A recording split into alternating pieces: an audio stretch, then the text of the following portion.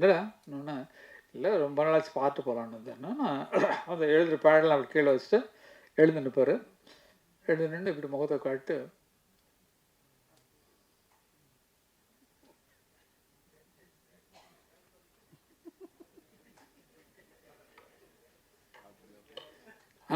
அப்படின்னு அப்போ பார்த்துட்டு இல்லை போடான்னு சொல்லி அப்போ யார் வந்தாலும் சரி எங்கள் இயக்குனர் சங்கம் சார்பாக நாங்கள் ஒரு குரூப்பை கூட அனுப்புகிறோம். கதை நாங்களாம் ஒன்றும் பண்ண முடியாது.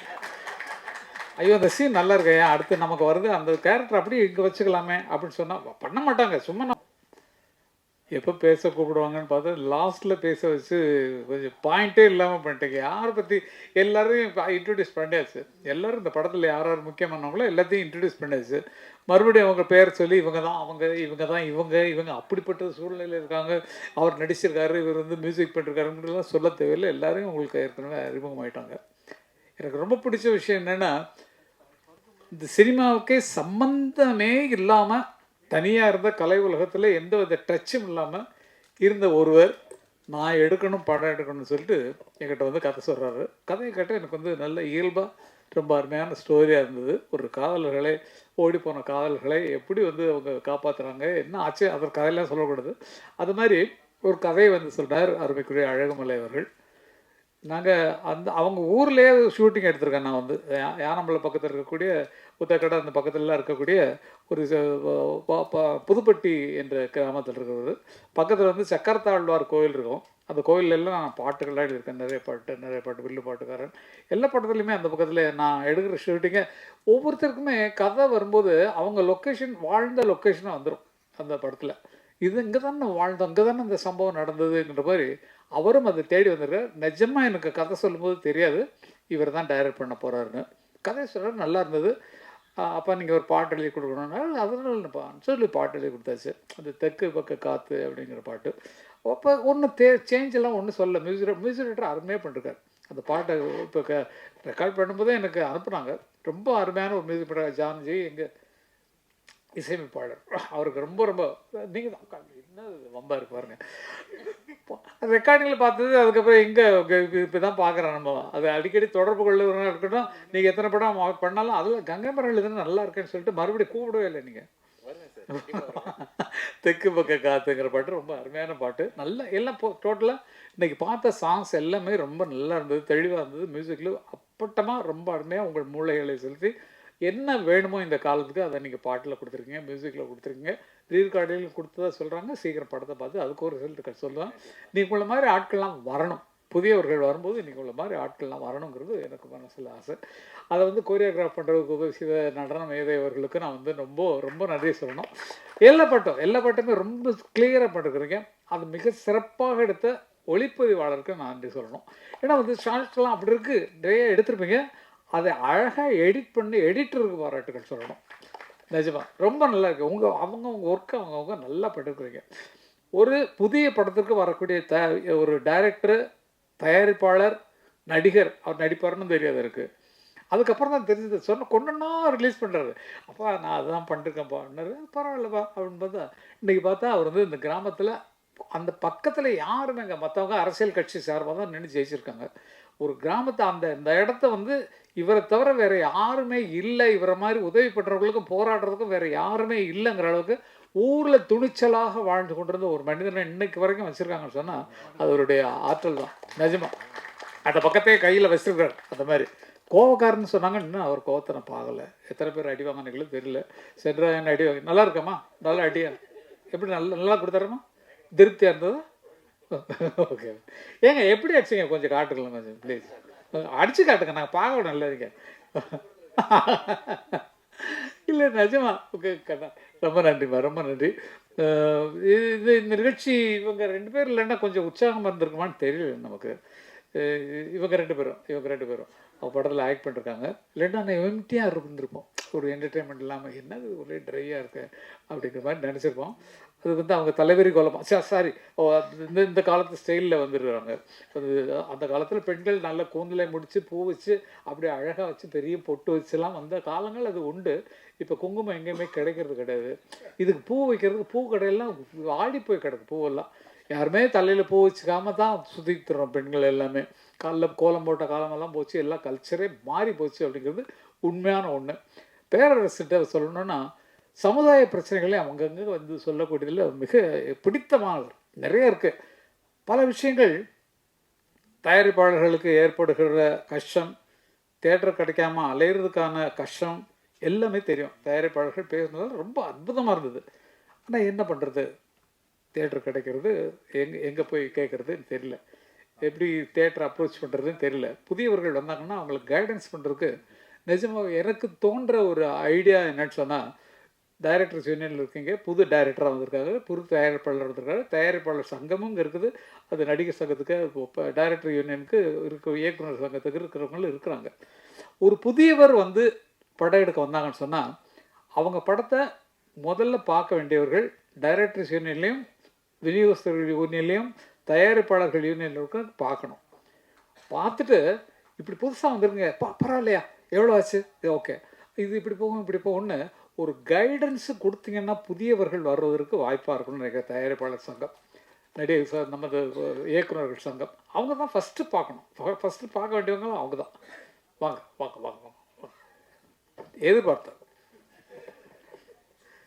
ஆக்சுவலி இது படம் எடுத்து முடிச்சுட்டு பார்க்குறது வேஸ்ட்டு.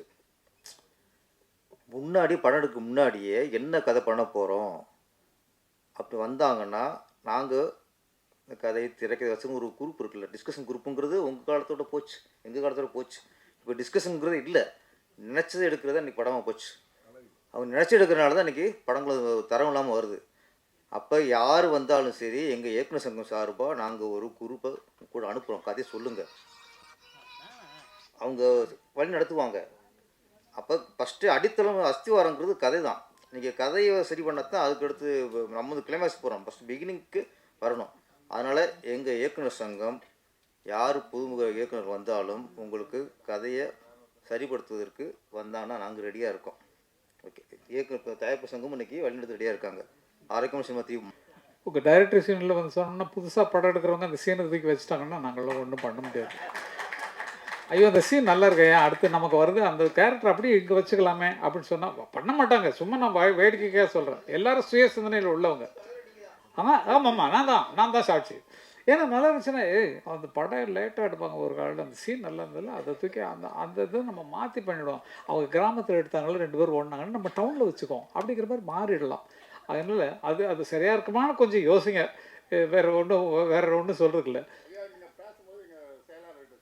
சார், அவ்வளோதான்.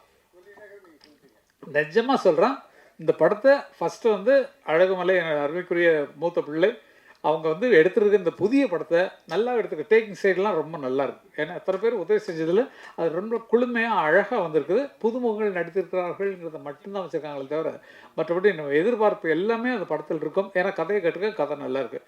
ஆகவே இந்த மாதிரி வரக்கூடிய புதிய தயாரிப்பாளர்களுக்கு உதவியாக தயாரிப்பாளர் சங்கம் மூலமாகவே இதை விலைக்கு வாங்கக்கூடிய அளவுக்கு ஆட்கள்லாம் இருக்கிறீங்க.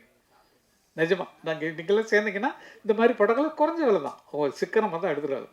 இதை எடுத்து வியாபாரம் பண்ணி அதில் வர லாபத்தை நம்ம தயாரிப்பாளர் சங்கத்துக்கு போட்டு புதிய இயக்குநர்கள் உருவாக்கலாம். அது அவங்களும் சரி இவங்களும் சரி எல்லாம் சேர்ந்து.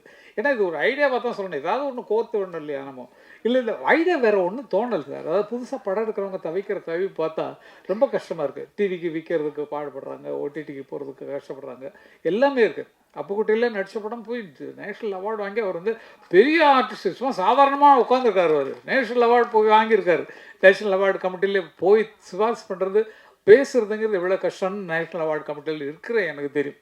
ரொம்ப கஷ்டம். அந்த மாதிரி இடங்களில் வந்து மீறி வந்திருக்காங்கன்னு சொன்னால் அவர்களுடைய திறமையினால் இருக்காங்க. அது மாதிரி இது நேஷ்னல் அவார்டு வரலன்னா கூட பரவாயில்ல, நம்ம தமிழ்நாட்டு அவார்டு நிச்சயமாக கிடைக்கணும்.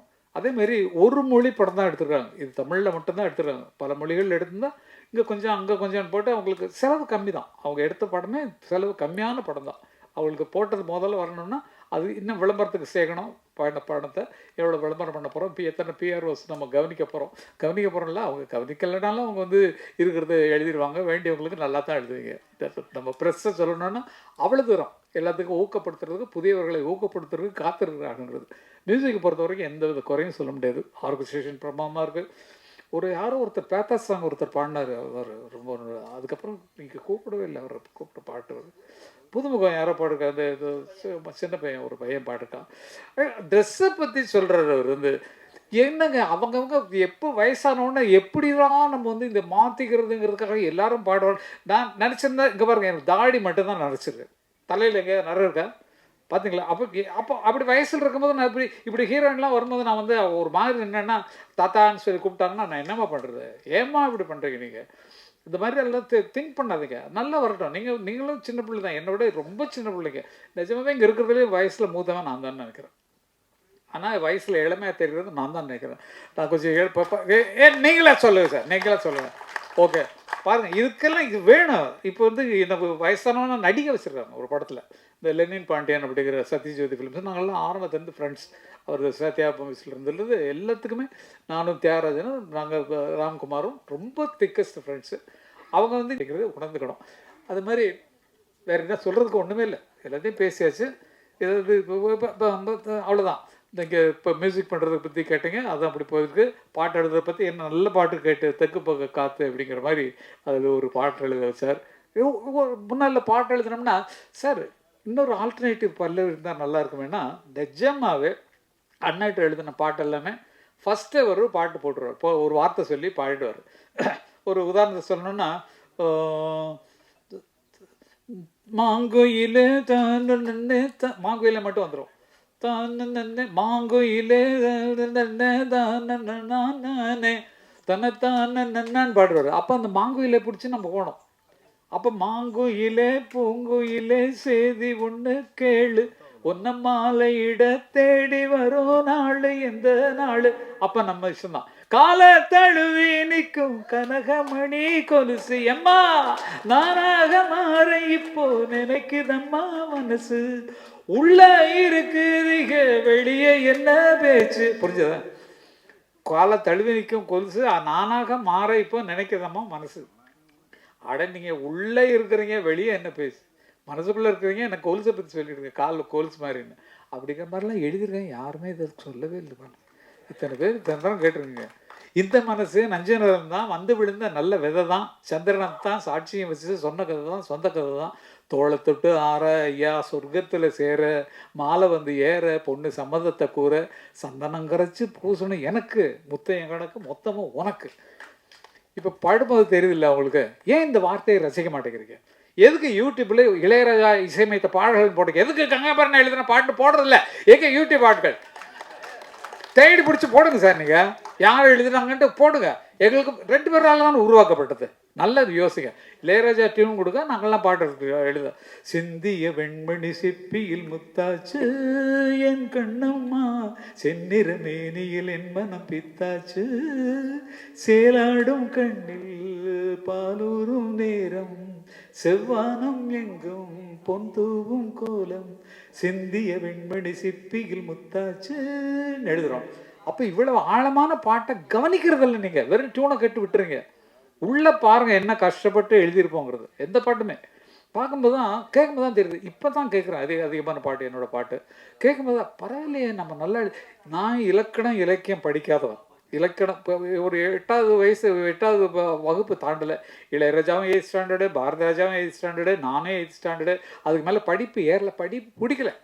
எங்கள் அண்ணெல்லாம் எங்கள் அண்ணன் பாவல வரதராஜன், பாஸ்கரண்ணா, ராஜாண்ணா 3 பேரும் சேர்ந்து, நம்ம வீட்டில் ஒரு ஆள் படித்தவங்களா இருக்கணும்ப்பா, நீ வந்து தயவுசெய்து நீ படிப்பை கண்டினியூ பண்ணனா, நான் வந்து இல்லை எனக்கு பாட்டு தான் வேணும், எனக்கு படிப்பு வேணான்னு சொல்லிட்டு அண்ணன் கச்சேரியில் போய் பாண்டுவேன்.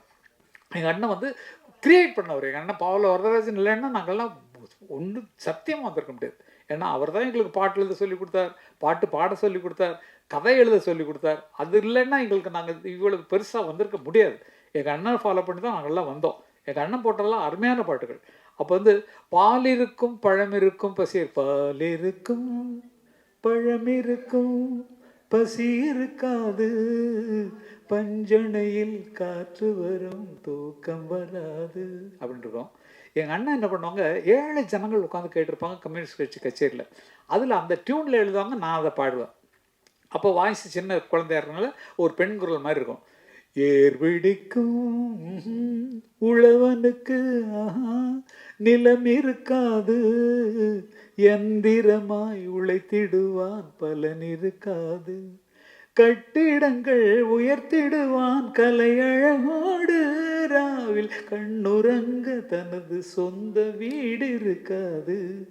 தறி பிடித்தே உடை குவிப்பான் சாயம் விடாது, நொந்த தனதுடலை மறைக்க நல்ல துணி இருக்காது. ஓஹோ ஏர் பிடிக்கும் உழவனுக்கு நிலம் இருக்காது, எந்திரமாய் உழைத்திடுவான் பலன் இருக்காது. மாற்று கருத்தில் கொண்டது எங்கள் அண்ணன் தான். இது ஏழை மக்கள் பார்த்துட்டு கண்ணீர் விடுப்பாங்க. அவங்க நிலைமை ஆமையா நம்ம இப்படி இருக்கோம் அப்படின்னு சொல்லி சிந்தனையை கொண்டு வந்தவர் எங்கள் அண்ணன் பட்டுக்கோட்டை கல்யாணஸ்தரம் தான். தஞ்சாவூர் சைடில் பட்டுக்கோட்டை கல்யாணஸ்தரம், மதுரை சைடு அந்த சைடெலாம் எங்கள் அண்ணனுடைய ஆட்சி தான். கேரளா எலெக்ஷனில் ஜெயிக்க வச்சுதான் எங்கள் அண்ணன் தான். பாவலர் பாடி தான் சிக்கிக்கிட்டு முழிக்குதம்மா வெக்கங்கட்ட காளை ரெண்டு, முட்டி உடஞ்ச காளையங்கண்ணம்மா, இது மூக்கு கயிறு அந்த காளையம் பொன்னம்மா, 10 ஆண்டு காலமாக அத்துக்கிட்டு மேஞ்ச காளை, வித்தாரம் பேசிக்கிட்டு என் கண்ணம்மா, இப்ப வீடு வீடா சுத்தி வருகுது பொன்னம்மா. காங்கிரஸ் கட்சிக்கு மாடுதான், காளை மாடு தான் வந்து அடையாள இது தேர்தல் சின்னம். அதனால சிக்கிக்கிட்டு முடிக்குதுமா வெக்கங்கட்ட காளை ரெண்டுன்னு எழுதி புரட்சியை ஏற்படுத்தினவர். அழற பாட்டு போட்டாங்கன்னா ஐயோ, அந்த மாதிரி அழுது ஜனங்கள் அழுது நாங்கள் பார்த்துருக்கோம். அது மாதிரி எல்லா உணர்வுகளையும் கொண்டு வரக்கூடிய எங்கள் இசை தகப்பன் எங்கள் அண்ணன் மட்டும் பாவலர் இல்லைன்னா எங்களுக்கு இந்த வாழ்க்கை இல்லை. நோ இசை உலகம், நோ பாட்டு எழுதுறது, நோ பாடுறது. அப்போ எங்களுக்கு குருவாக ஒவ்வொருத்தருமே அப்படி தான். உங்கள் பிள்ளைகள்லாம் இப்படி தான் வரப்போகிறாங்கன்னு நினைக்கிறேன். எல்லாருடைய பிள்ளைகளும் நான் அப்பா மாதிரி வரணும் அப்படிங்கிற எண்ணம் அவங்களுக்கு வருது. உங்கள் பிள்ளை சரி, உங்கள் பிள்ளை சரி, எல்லாருமே போடுவாங்க. உங்களுக்கு குழந்தை வரும்போது அவங்க நடிக்கிறனால நடிக்கிறதெல்லாம் கூடாதுன்னு சொல்லக்கூடாது. நீங்கள் நடிகையாக வந்துட்டீங்க, அதனால உங்கள் குழந்தைகளே கலையில் வளங்க. நிஜமாகவே ரொம்ப சந்தோஷமான ஒரு வாழ்த்துக்காக வந்திருப்பது எனக்கு ரொம்ப மிக்க மகிழ்ச்சி. எனது மூத்த பிள்ளையான அருமைக்குரிய அழகுமணி அவர்கள் மிக சிறப்பாக அவர் என்ன நம்பி கதை சொன்னார், என்னை நம்பி இந்த இதில் இழங்கினார். ஆனால் எனக்கு தெரியாத பல சர்ப்ரைஸை கொடுத்துருக்காரு. நடிச்சிருக்கிறாரு, கதை எழுதியிருக்காரு, பாட்டு எழுதியிருக்காரு, நடிச்சிருக்காரு, எத்தனையும் பண்ணிருக்காரு, டைரக்டும் பண்ணிருக்காரு. அதனால் அந்த அசோசியேட் டைரக்டருக்கும் என்னுடைய பாராட்டுகள். மிக்க துணையாக இருந்து அவங்க வந்து அந்த படத்துக்கு மிக்க உதவியாக இருந்திருக்கிறார்கள். ஆகவே அவர்களுக்கு கொஞ்சம் காட்டுங்களேன் உங்கள் முகத்தை எங்கே இருக்கீங்க, எதுக்கு மேடையில் இருக்க வேண்டியவர், எதுக்கு நீங்கள் கீழே இறங்குறீங்க? ஓகே. அதனால் அத்தனை பேருக்கும் அவருக்கு உதவியாக எனக்குன்னா ஆகையினால் உங்களுக்கெல்லாம் பாராட்டு. ஏன்னா வந்து இத்தனை பேர் ஒரு கட்டடம் கட்டுறதுக்கு முதலாளியாக இருந்தால் போகிறோம், மற்ற அக்காவெல்லாம் கூலி ஆட்கள் வச்சு பண்ணிடுவாங்க. ஆனால் அத்தனையிலையும் இருந்து அழகுமலை அவர்கள் சாதித்திருக்கிறான்னு சொல்லும்போது இன்னும் அருமையான படங்களை எடுக்க வேண்டும். உங்களுக்கு மனசில் எந்த ஆர்டிஸ்ட் இருக்கோ அவையெல்லாம் போட்டு வியாபாரத்துக்காக கொஞ்சம் அப்படியும் கொஞ்சம் நீங்கள் மாறணும்னு சொல்லி. ஏன்னா புதுமுகங்களுக்கு அதிகமான விலை வர்றது கொஞ்சம் இந்த காலத்தில் கொஞ்சம் கஷ்டமாக இருக்குது. அவங்க என்ன விலை கேட்டாலும் கொடுத்துருவாங்கப்பா அப்படிங்கிற மாதிரி வந்துடும். ஆகவே அதெல்லாம் சொல்லி இவங்க பாப்புலர் ஹீரோயின் ஆகிட்டாங்க, இவங்கெல்லாம் சேர்த்துங்கப்பா நான் சிபாரிசு பண்ணுறேன். ஓகே. அது மாதிரி புதியவர்கள் வருவதை வரவேற்று வாங்க வாங்க வாங்க, நிறைய பேருக்கு வேலை கொடுங்க அப்படின்னு சொல்லி கேட்டுட்டு இந்த நிகழ்ச்சியில் பங்கு பெற்றது எனக்கு மிக மிக மகிழ்ச்சி. ஏன்னா இந்த மூத்த பிள்ளையான அழகுமலை அவர்கள் நடத்திய எல்லா விஷயங்களுக்கும் என் மனமார்ந்த பாராட்டுகளை தெரிவிக்கிறேன். வெற்றி விழாவில் உங்களை வந்து மதுரையில் சந்தித்து இன்னும் பாராட்டணும்னு எனக்கு ஆசை.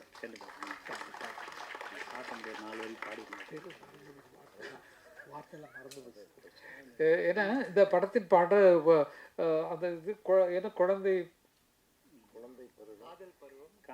எப்படி எனக்கு ரொம்ப பேச கொடுத்தாரு. இந்த காதல் பருவம் காமத்தை நாடும், காம பருவம் குழந்தையை நாடும், குழந்தை பருவம் குழந்தை பருவம் வாலிபத்தை நாடும், வாலிப பருவம் இல்லை எனக்கு முன்னாள் கீ எடுத்து கொடுக்கணும், டயலாக் கொடுக்கணும். வாலிப பருவம் வாலிப பருவம் இல்ல அதை பாடக்கூடாது, இப்படி கீழே இருக்கும் தெரியுங்களா. நான் குழந்தை வாலிப பருவம்ன்ற போது அடுத்த வாரம் நீங்க சொல்லணும். வாலிப பருவம் முதுமையை நாடும், இப்படிதான் அந்த டைலாக் எடுத்து கொடுக்கறது நீங்க பார்த்துருப்பீங்க. அது மாதிரி மிகச்சிறப்பாக இசையமைத்ததற்கும் மிகச்சிறப்பாக பாடல் எழுதி படத்தை இயக்கியதற்கும் எனக்கும் ஒரு சான்ஸ் கொடுத்து பாட்டு எழுதி கொடுக்க தெற்கு பக்கு காத்து இன்னொரு பாட்டு கொடுத்ததற்கும் நான் நன்றியை தெரிவித்துக் கொள்வேன். இந்த மாதிரி புதியவர்கள் வர வேண்டும், சினிமா உலகை வாழ வைக்க வேண்டும் என்று தம்பிகள் சார்பாக அப்புக்குட்டி சார்பாக சென்றாயன். ஐயோ நீங்கள் இந்த இதில் கூரை பிச்சுட்டு போனீங்களே,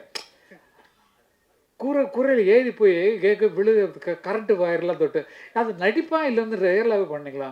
அதான் நடிப்புதுன்னு தான் நாங்கள் கேட்குறோம். எப்போ போய் அப்போ தான் ரேட்டிங் ஏறும் அப்படிங்கிற மாதிரி பண்ணிருக்காங்கன்னு நினைக்கிறேன் நான். அது தெரியல, எனக்கு உண்மையிலே தெரியல. செட்டப்பு உள்ளே இருக்கிறது இந்த மாதிரி இருக்குது எனக்கு தெரியும். இப்படி போயா போனேன்னா உனக்கு பயங்கர பேர் வரியான்னு அதே ஒரு ப்ளஸ் பாயிண்ட் ஆகி போச்சு. ஆகவே எல்லா கஷ்டமும் பட்டு தான் நம்ம மேலே வரோம். எவ்வளோ கஷ்டப்பட்டிருக்கோம். அந்த கஷ்டத்தில் இந்த கஷ்டமாக வந்து உயர்ந்து நிற்கிறோன்னா நெக்ஸ்ட் செம்ப்ராயன்னு தெரியும், எனக்கு அப்புக்குட்டியை தெரியும்னு சொன்னால் அவங்க பட்ட கஷ்டங்கள் தான் நாங்கள் பட்ட கஷ்டங்கள் மாதிரி அத்தனை பேரும் கஷ்டப்பட்டு தான் வந்திருக்கோம். அந்த கஷ்டத்துக்கு மிகுந்த பலனை கொடுக்க வேண்டியது தயாரிப்பாளர்கள் யூனியன், அங்கே இயக்குநர்கள் சங்கம், அவங்க தான் புதியவர்களை காப்பாற்ற வேண்டும் என்று கேட்டுக்கொண்டு எல்லாருக்கும் பாரதி கண்ணன் அவர்களுக்கும் நான் வந்து ரொம்ப நன்றியை சொல்ல கடன்பட்டுருக்கேன். அவர் முதல்ல கரகாட்டக்காரன் வாங்கி வந்தது நம்மளாம் அது கொடுத்து வச்சுருக்கோம். அது வந்து வெற்றி அமைஞ்சதுக்கு எல்லாம் நல்லதே நடக்கும், நல்லவர்களுக்கு நல்லதே வரும். தெம்பாக இருப்போம், திடமாக இருப்போம், உறுதியாக இருப்போம், உணர்ச்சி பூர்வமாக இருப்போம். வாழ்வோம் வாழ்வோம் வாழ்வோம், அனைவரும் வளமுடன். எனக்கு பக்கத்துணையாக வந்து ரவிகாந்த் அவர்களுக்கு நான் நன்றி சொல்ல கடமைப்பட்டிருக்கிறேன். படத்துக்கு வந்து லெனின் பாண்டி நடிச்சிட்டு இருக்கிற படம் முடிஞ்சு போச்சு, ரீரெக்கார்டிங் பண்ணிட்டாங்க, அண்ணன் மியூசிக் பண்ணி பாட்டெல்லாம் போட்டிருக்காங்க. அதில் வந்து வயசான கேரக்டராக எனக்கு கொடுத்தாங்க, ரொம்ப வயசான மாதிரி கொடுத்தாங்க. அதில் ஆமாம் ரொம்ப ரொம்ப ஓல்டு கெட்டப்பில் நடிக்க வேண்டியிருந்தது. அதனால் தலையும் நிறைய வெள்ளையெல்லாம் அடித்து அந்த வெள்ளை தான் இப்படி இருக்குது, நான் இது எடுத்தேன்னு சேவ் பண்ணால் கொஞ்சம் நல்லாயிருக்கும். அது மாதிரி இளமையாக வந்தோடனே யார் ஜோடின்னு நான் ஏன்னா இது பாரதி ராஜா அண்ணனுக்கு சொன்னப்பட்ட கதை.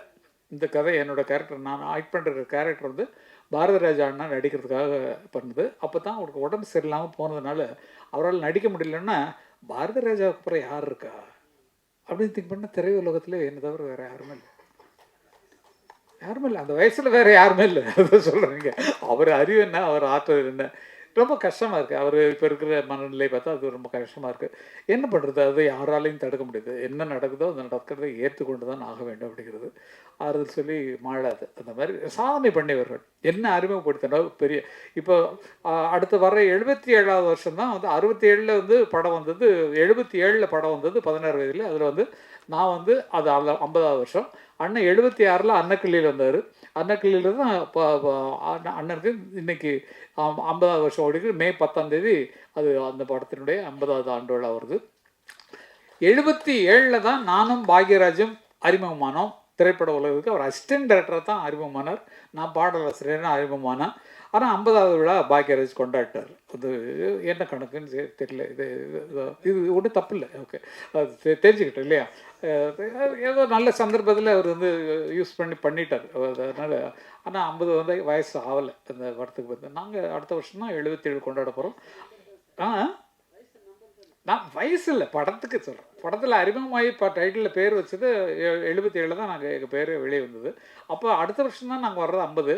அது பாக்யராஜ் அவர்கள் என்ன காரணத்துக்காக 50 அப்போ நானும் கொண்டாடிருக்கணும் இல்லையா. வேணாம், அது வேண்டாம், நல்லபடியாக அது இருக்கோம், அதுவே பெரிய விஷயம். 50 வருஷம் இருந்திருக்கோம். அதுக்கு முதல்ல ஒரு 5 வருஷம் வந்து நாங்கள் வந்து இப்போ இசைக்கலைஞர்களாக வாழ்ந்துருக்கோம். ஜி.கே. வெங்கடேஷ் மலையாள படங்கள், தெலுங்கு படங்கள்ல இங்கே ரெக்கார்டிங் நடக்கும்போது கிட்டாரிஸ்டாக இசை கலைஞர்களாக வாழ்ந்தவங்க தான் நாங்கள். அதில் கற்றுக்கிட்டு தான் மேலே மேலே வந்தோம். ஜி.கே. வெங்கடேஷ் அவர்கள் எங்களுக்கு குருநாதர், அவருடைய படங்களுக்கு பண்ணோம். எங்கள் வாத்தியார் வந்து சந்திரலேகாவுக்கு ஜி தன்ராஜ் மாஸ்டர் அவங்க தான் ரீரெக்கார்டிங் பண்ணாங்க. அவங்க வந்து பழைய பாடல்கள்லாம் எடுத்து வெஸ்டர்ன் சாங்காக அப்படி கொண்டு வந்தது ஃபஸ்ட்டு எங்கள் மாஸ்டர் தான், ஜி தன்ராஜ் மாஸ்டர். மல்லிகை பூஜாதி ரோஜா முல்லைப்பூ வேணுமா, தொட்டாலும் கைமணக்கும் பூவும் பட்டான ரோஜா பூவும் கதம்பம் வேணுமா, தர தர தரரத்தா தத்தா தரரா. இப்படி டிஃப்ரெண்ட்டாக கொடுத்தது சந்திரலேகா ரீரெக்கார்டிங் போய் பாருங்கள். சந்திரலேகாவுக்கு ரீரெக்கார்டிங் பண்ணது எங்கள் மாஸ்டர் தான். அப்படி இங்கிலீஷ் படம் பார்த்த மாதிரி இருக்கும் அந்த டைமில் அந்த ஆர்கஸ்ட்ரா வச்சு. அதனால தான் அண்ணன் வந்து இங்கே வெஸ்டர்ன் மியூசிக்கை கற்றுக்கிட்டு இன்றைக்கி உலகமெல்லாம் போற்றக்கூடிய ஒரு பயங்கரமாக சிம்பனி எழுதி உலகமெல்லாம் சுற்றிக்கிட்டு இருக்கோம். எல்லா நாடுகள்லேயும் அவர் சிம்பனி நடக்க போகுது. பண்ணியாச்சு, துபாயில் பண்ணியாச்சு, அமெரிக்காவில் பண்ணியாச்சு, லண்டனில் பண்ணியாச்சு. இந்த மாதிரி உலகம் சுற்றக்கூடிய அளவுக்கு சிந்தனைகளை பெருசாக்கிட்டார் அவர். அவருடைய இப்போல்லாம் அவரை பார்த்தா ஒரு அண்ணன் தம்பிகிட்ட பேசுகிற மாதிரியே இல்லை. எனக்கு அது நான் மிஸ் ஆகுது. ஏன்னா நான் வந்து இந்த இடத்துல சொல்லி ஆகணும். ஒரு அண்ணன் தம்பி எனக்கு இப்படி பெரிய இளையராஜான்னு ஒரு அண்ணன் இருக்காருன்னு சொன்னால், அவர் இப்போது சமீப காலமாக இப்படி தான் இருக்கார். போய் உட்காந்தோம்னா இப்படி வந்து பார்ப்பார், சேனட்டை இப்படி உட்காந்துட்டு மேனஸ்கிரிப்டில் எழுதுவார். திங்க் பண்ணி இப்படி எழுதிட்டுவார். நான் திங்க் பண்ணி பார்த்துட்டு என்னது அப்படின்னா சேனட்டு எழுதி கொஞ்சம் வச்சு அப்படின்பாரு. என்னடா இன்னொன்று இல்லை, ரொம்ப நாளாச்சு பார்த்து போகலான்னு வந்தேன்னா அந்த எழுதுகிற பேடெல்லாம் அப்படி கீழே வச்சுட்டு எழுந்து நிற்பார். எழுந்து நின்று இப்படி முகத்தை காட்டு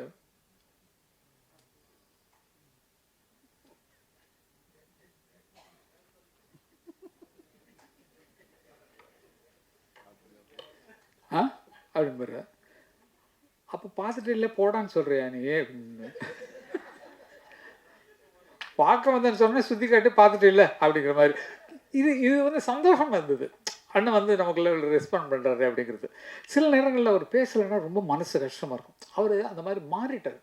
சதா சர்வகாலம் நாங்கள்லாம் ஆரம்பத்தில் 120 படம் வரைக்கும் அண்ணனோட அசிஸ்டன்ட் உட்காந்து ஒரு பாடல்கள் நானும் ஞாபகப்படுத்தி 2 பேரும் தான் பாடிட்டு இருக்கோம். நான் தான் கிட்டாரிஸ்ட்டு, அவர் வந்து பியானோவில் வாசிப்பார். வீட்டில் உட்காந்து சாங் கம்போஸ் பண்ணுறது நாங்கள் 2 பேர் தான் உட்காந்து பண்ணுவோம். ஏன்னா இப்படி வச்சுக்கல வேணாம், அப்படி தரத்தாரே தருத்திரதானா அது பாட்டாக வந்துடும் உங்களுக்கு.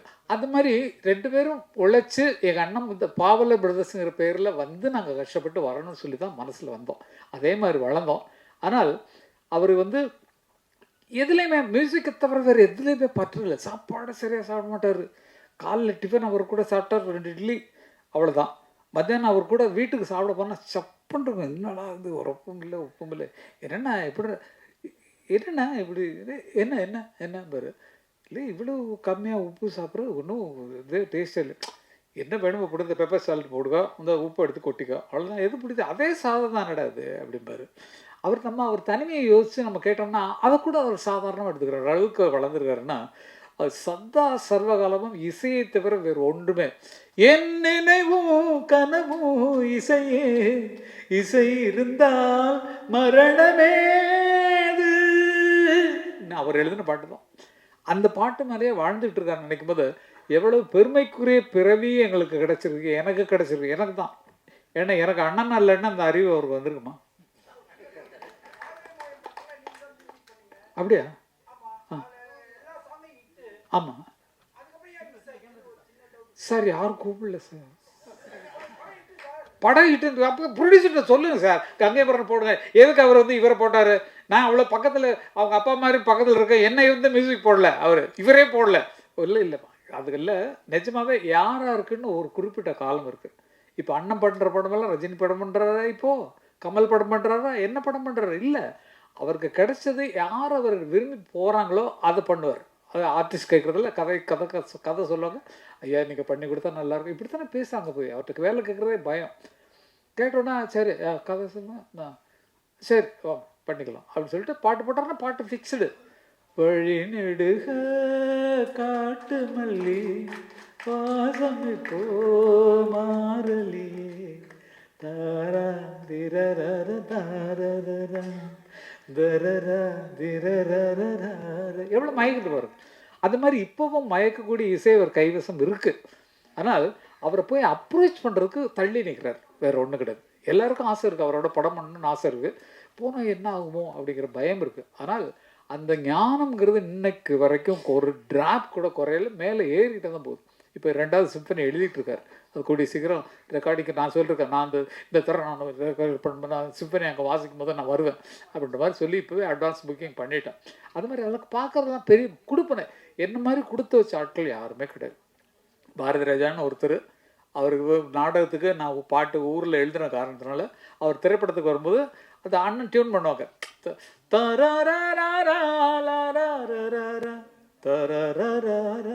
போட்டார்னா அமரு இதுக்கு ஏதாவது வார்த்தை சொல்லு, சும்மா போய் டம்மியாக பாடி காட்டுக்கிறார் டியூனு. வார்த்தை சொன்னோன்னே நான் வந்து அதே சந்தம் தான் செந்தாழம்பூவே செந்தாழம்பூவேன்னு எழுதிருக்கலாம். ஆனால் வந்து எனக்கு வந்து சாஃப்டாக வேர்டு வரணுமே அப்படிங்கிறதுக்காக செந்தூரப்பூவே செந்தூரப்பூவே ஜில்லென்ற காற்றே என் மன்னன் எங்கே என் மன்னன் எங்கே நீ கொஞ்சம் சொல்லாயோ எழுதுனா அப்போ யாருக்குமே தெரியல செந்தூரப்பூவேன்னு ஒன்று இருக்குன்னு யாருக்குமே தெரியாது. ஜேசுதாஸ் தான் எடா அது எதடா செந்தூரப்பூ எடா உண்டு இது அறியல அப்படின்னாரு. இல்லைங்க எனக்கு வந்த வார்த்தை தரிசனம் அந்த ஸ்டூடோ கேட்டோன்னே எனக்கு வந்த வார்த்தை அந்த வார்த்தைன்னா செந்தூரப்பூ அகராதிலே இல்லாத ஒரு பூ. அதை இல்லவே இல்லை, செந்தூரப்பூன்னு ஒரு பூவே கிடையாது. அப்புறம் நான் சொன்னதுக்கப்புறம் தான் அந்த பூ இல்லைன்னு தெரியும்.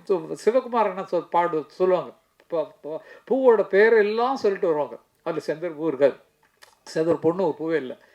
அப்படி நான் இல்லாத பூவை எழுதி அதே ஒரு டைட்டிலாக வச்சு படம் கூட எடுத்தாங்க செந்தூர் பூன்னு சொல்லிட்டு. எவ்வளோ பெரிய ஞானி பாருங்க, வருங்காலத்தை உடனே சொல்லக்கூடிய ஒரு ஆளாக பிறந்திருக்காங்க பாருங்க. பாருங்க செந்துருக்கம், அது செந்துருக்கம். நான் நினச்சி எழுதுனது அதுதான் கரெக்டாக சொன்னார் ஜி. என்னென்னா செந்துருக்கம்னு வைப்பாங்க. செந்துருக்கம்ன்றது குங்குமத்துக்கு பதிலாக கிராமத்தில் வச்சுக்கிற ஒரு அவங்கள மேக் பண்ண ஒரு செந்தூரை போட்டு செந்தூரை புட்டு வச்சுக்கிட்டாங்கல்ல, செந்தூரை போட்டு வச்சுருக்காங்க சொல்லுவாங்கள்ல அது. அப்போ செந்துருக்க பூன்னா ஒருவேளை குங்கும பூவாக இருக்குமோன்னு எனக்கு ஒரு ஐடியா.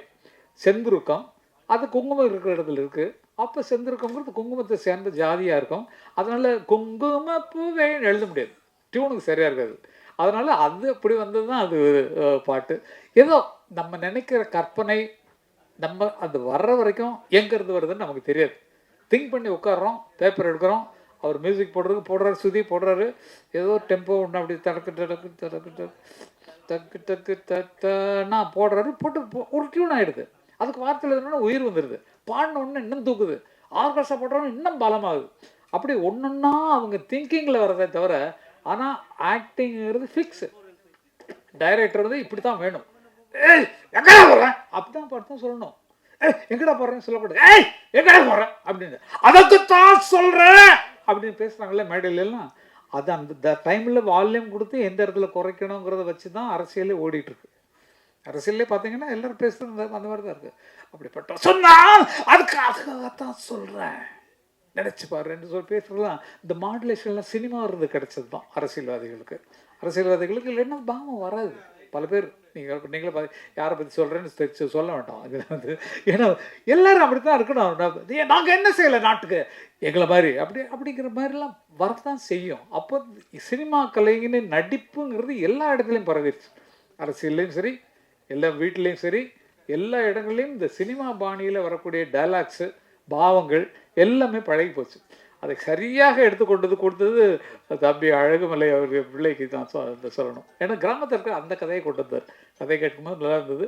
அவர் இன்னும் பார்த்தா நடிச்சிருக்கிறாரு, அதையும் பார்த்தேன். ஆனால் கொஞ்சம் மேக்கப் குறைச்சிருக்கலாம், நீங்கள் கொஞ்சம் மேக்கப் குறைச்சிருக்கலாம். ஏன்னா இயல்பாக இப்போ நான் நடித்த படத்தில் வந்து எனக்கு சுத்தமாக மேக்கப் இல்லை. நான் பிளாக்காக இருக்கிறதுக்கு அந்த வெயிலில் அலைஞ்சு ஃபேஸ் இன்னும் கருப்பாக போச்சு. நான் வந்து இந்த ரோஜாட சொன்னேன், ஏமா கொஞ்சம் மேக்கப் எனக்கு மேட்ச் ஆகாமா, ஏன் நீங்கள் வந்து அழகாக இருக்கிற பொண்ணு தானே, உங்கள் கதைப்படியே வந்து அழகாக இருக்கிற பொண்ணை பார்த்து தானே சந்தையில் இருக்கிற பொண்ணு நீங்கள் வந்து கல்யாணம் பண்ணுவீங்க, நான் கொஞ்சம் அப்படி இப்படி இருந்தாலும் உனக்கு தப்பு கிடையாது, சும்மா இருக்கேன் அப்படின்னு. சும்மா இருக்கிற நேரத்தில் ரோஜாவோட அரட்டை அடிக்கிறதுக்கு சூப்பராக இருக்கும். பழசெல்லாம் ஞாபகம் வருது. அந்த நாள் ஞாபகம் நெச்சிலே வந்து சும்மா இருக்கேன் அப்படின்னும். ஏம்மா இப்போ தாம்மா உன்னை பார்க்க முடியுது, பேச முடியுதுன்னு சொல்லிட்டு கிண்டல் பண்ணி அந்த ஷூட்டிங்கவே ஜாலியாகிறது வேலையாக இருக்கும். பொழுது போகிறதே தெரியாது. அவங்க டைரக்டர் பாவம், அவங்க அடுத்த ஷாட்டுக்கு திங்க் பண்ணிருப்பாங்க. ஆர்டிஸ்ட் அப்படி தான் இருப்பாங்க. இப்படி நீங்கள் இருந்த மாதிரி தான், நீங்கள் எப்படி இருந்தீங்களோ அது மாதிரி தான் அவங்க இருப்பாங்க. நீங்கள் ஷார்ட்டை பிடிச்சோன்னா உங்களுக்கு வேலை முடிச்சிடும், நீங்கள் ஜாலியாக மற்றவங்களோட பேசிகிட்டு இருப்பீங்க. ஆனால் அவங்களுக்கு அடுத்த ஷார்ட்டு மேலே ஞாபகம் இருக்கும், அடுத்த டைலாக் மேலே ஞாபகம் இருக்கும், அடுத்த கதைக்கு லிங்க் எப்படி கொண்டு போகிறது, இந்த சீன்லேருந்து கட் பண்ணி எந்த சீனுக்கு போகிறோங்கிற ஐடியாவிலேயே அவங்க ஃபுல் பிக்சராக எடுத்துகிட்டு இருப்பாங்க. ஆக தொழில்முறையாக எடுத்துக்கொண்டு டைரக்டராக புதிதாக மலர்ந்திருக்கக்கூடிய அழகுமலை அவர்களுக்கு அந்த பக்கத்தில் நாங்கள் எடுக்காத இடமே இல்லை. அழகர் மலை, இது அழகுமலை, அது அழகர் மலை. அழகர் மலையில் நாங்கள் கால் படாத இடமே கிடையாது. நிறைய சீன்ஸ் அங்கேயே எடுத்துருப்போம். இந்த மான் சொந்த மானில் வந்து அந்த படியில் இறங்கி வருவாங்களே, அதெல்லாம் அழகர் மலையில் இருந்து மேலே இடங்கள் எங்கே அதை தான் சொல்ல வந்தேனே. ஒவ்வொருத்தர் வாழ்ந்த இடத்துல வர்ற கதை வரும்போது அவங்க ஊர் தான் ஞாபகம் வரும், அவங்க தெருவு தான் ஞாபகம் வரும், அங்கே நடந்த சம்பவங்கள் தான் ஞாபகம் வருங்கிறது இந்த படத்தின் மூலமாக நிரூபிச்சிருக்காங்க. என்னுடைய வேண்டுகோள் என்னென்னா, இந்த மாதிரி புதிய கலைஞர்கள், புதிய தயாரிப்பாளர்கள், புதிய இயக்குநர்கள் ஒன்றாக வரும்போது அவர்களுக்கு ஆதரவு கொடுப்பதற்காக நமது சங்கங்கள் நிச்சயமாக முன்வர வேண்டும். முதல் ஒரு விண்ணப்பமாக இந்த படத்தை தயாரிப்பாளர்கள் சங்கம் பார்க்கணும். பார்த்துட்டு அவங்களுக்கு தியேட்டர் வாங்கி கொடுங்க. எங்கே வாங்கணுங்கிறது உங்களுக்கு தெரியும். ஏன்னா வந்து நீங்கள் பார்க்கணும். நீங்கள் பார்த்துட்டு அவங்களுக்கு என்ன ஹெல்ப் பண்ண முடியுங்கிறத பார்க்கணும். அதே மாதிரி டைரக்டர் இல்லை முதல்ல கதை கேட்காதீங்க ப்ளீஸ். ஏன்னா வந்து என்ன மாதிரி ஆட்கள் கேட்டோம்னா அது வந்து அது தூக்கி அந்த நல்ல சீன்லாம் முன்னாலேயே ரிலீஸ் ஆகிற படத்தில் வச்சுருவோம். அதனால் அதை மட்டும் கொஞ்சம் அப்படி விலைக்கு வச்சுட்டு மற்றபடி முழு படத்தையும் நீங்கள் பார்த்த தயாரிப்பாளர்கள் ஒரு புதிய ரூலாக கூட நீங்கள் சேர்க்கலாம். அடுத்த மீட்டிங்கில் சொல்லி இந்த மாதிரி பல பேர் வர்றாங்க, நல்ல திறமைசாலிகள் வெளியே கொண்டு வர முடியல, அதனால் நம்ம ஹெல்ப் பண்ணலாம்னு சொல்லிட்டு டிஸ்ட்ரிபியூட்டர் நீங்கள் பிடிக்கணும். தியேட்டரை யார்கிட்ட போய் கேட்கணுமோ அது அவங்களுக்கு விடாமல் நீங்களே அந்த தியேட்டர்லாம் யார் வச்சுருக்காங்களோ யார் கான்ட்ராக்டில் இருக்கோ அவங்கள்ட்ட சொல்லி ஐயா ப்ளீஸ் உங்களுக்கு ஒரு 10 தியேட்டர் கொடுங்க ஐயா அப்படிங்கிற மாதிரி கேட்டு அவங்களுக்கு வாங்கி கொடுத்தீங்கன்னா தயாரிப்பாளர்களாக புதிதாக வருபவர்களுக்கும் உதவியாக இருக்கும், புதிய இயக்குநர்களாக வருபவர்களுக்கும் அது உதவிகரமாக இருக்கும். இதில் இப்போ பெரிய லாபம் நீங்கள் சம்பாதிக்கலாம் சார். ஏன்னா வந்து இந்த ஹீரோயின்ஸ்லாம் நீங்கள் இன்ட்ரடியூஸ் பண்ணிக்க அடுத்த படத்தில் பயங்கரமாக சம்பளம் வாங்குவாங்க புதுமுகங்கள். அதனால் நீங்கள் வந்து அவங்களுக்கு பேமெண்ட் கொடுக்காம நடிக்க வைக்கணும். ஏன்னா நீங்கள் உங்களுக்கு இது அடையாளம் தானம்மா. இதுக்கப்புறம் வந்து நெக்ஸ்ட் இதுக்கு எவ்வளோ வாங்கினா உங்கள் அம்மா எவ்வளோ அக்கறையாக இருந்தாங்க உங்கள் மேலே நான் பார்த்துட்டேன் சைடில். நீங்கள் அங்கே பேசிட்டு இருக்க அப்படின்றாங்க. அப்படி அது இது அம்மாக்கள் வந்து காவல் காத்து அப்படி கொண்டு வர்றாங்க ஜம்முன்னு. நிஜமாவே எனக்கு அது சந்தோஷமாக இருந்தது. புள்ள மேலே எவ்வளோ அக்கறை அப்படிங்கிறது அப்படி தான் இருக்கணும். நீங்கள் உங்கள் வயசுக்கு தகுந்த மாதிரி தான் இருப்பீங்க. அவங்க ஷூட்டிங் வர வேண்டாம்னு சொல்லுவாங்க. ஏன்னா நீ ஜாலியாக சந்தோஷமாக இருக்கலாம். வரணுமா அம்மா வரணும். அவ்வளோ மோசமாக இருக்காங்களா மற்றவங்களாம்? அவ்வளோ நம்பிக்கை இல்லையா? ஓகேப்பா. இல்லை சும்மா ஜாலிக்கு ஏதாவது இவங்களுக்கு விஷயம் வேணுமென்று இருக்காது நான் சொல்கிறேன், வேறு ஒன்றும் கிடையாது. அம்மா அவ்வளோ பொறுப்பாக இருக்கிறது தான் நல்லது. பார்த்துக்கணும், பொண்ணை பார்த்துக்கணும். ஆனால் இந்த காலத்தில் அப்படி இல்லைம்மா, எல்லாம் ஃப்ரெண்ட்ஸாக தான் பழகுறாங்க. நம்ம சும்மா தப்பாக நினைக்கிறோம், எல்லாம் ஃப்ரெண்ட்ஸாக பழகுறாங்க. இப்போ ஹீரோயினும் சரி இவங்களும் சரி, நீங்களும் 2 பேரும் ஹீரோயினா 2 ஹீரோயினா ஓகே. அப்போ அவங்களுக்கு சௌகரியமாக இருக்கக்கூடிய குரூப்பு தான் பக்கத்தில் இருக்குது. அதனால் நம்பி விடலாம். இந்த காலத்தில் அப்படி இல்லை.